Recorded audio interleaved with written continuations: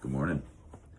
I wanted to share a story with you. A number of years ago, we lived in Colombia, and I'd visited a coffee farm, and the guy there told me that I could pick up some coffee at this little co-op down the road.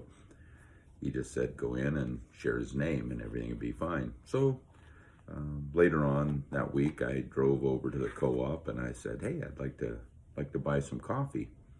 And the gentleman behind the counter said, "We don't sell coffee. We just have raw beans that we ship out." I thought, wow, that's weird. And I said, "Well, Don Francisco sent me over." And in mid-sentence, the man said, "Oh." And he reached down under the counter and he picked up some bags of coffee. He said, "How many bags of coffee do you want?" It was obvious that Don Francisco had some influence. That if you knew Don Francisco, then you were a friend of the co-op. It's because he had some control. You know, Galatians 5:16 says, "So I say, let the Holy Spirit guide your lives.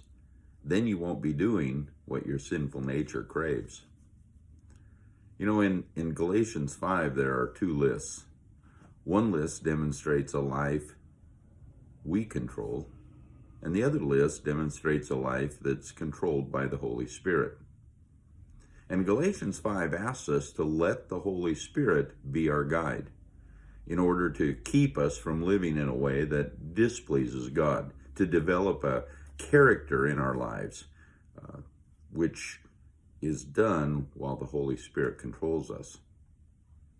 Now, the naughty list in verse 19 says, when you follow the desires of your sinful nature, the results are clear: sexual immorality, impurity, lustful pleasure, idolatry, sorcery, hostility, quarreling, jealousy, outbursts of anger, selfish ambition, dissension, division, envy, drunkenness, wild parties, and other sins like these. I think as you read that list, it's pretty clear who makes the decisions with these types of activities. But verse 16 that we just read asks, turn control over to the Holy Spirit. Quit trying to control your life. And as the Holy Spirit guides, we begin to grow and develop good character. We demonstrate maturity. Our lives produce fruit. Now, what kind of fruit is produced? Well, today's Toolkit verses answer that question. They're found in Galatians 5, verses 22 and 23. The Holy Spirit produces this kind of fruit in our lives: love, joy, peace, patience, kindness, goodness, faithfulness, gentleness, self-control. There is no law against these things. See, have you ever noticed a person who is growing spiritually and all of a sudden they're easier to be around? They seem to have a check valve all of a sudden. They don't just launch out and then feel guilty over the carnage. They seem in control, which means they likely have given control to the Holy Spirit, who wants to free us from our old life, our past.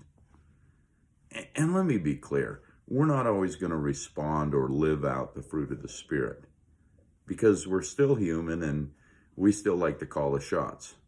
But as we grow, as we continue this process of becoming a child of God, our character and the fruit that we live out, that we demonstrate, is produced more and more by the Spirit and less by us.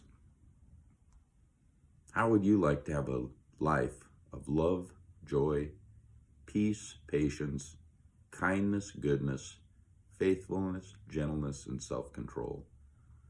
The Holy Spirit will do that in you if you let Him. God bless you.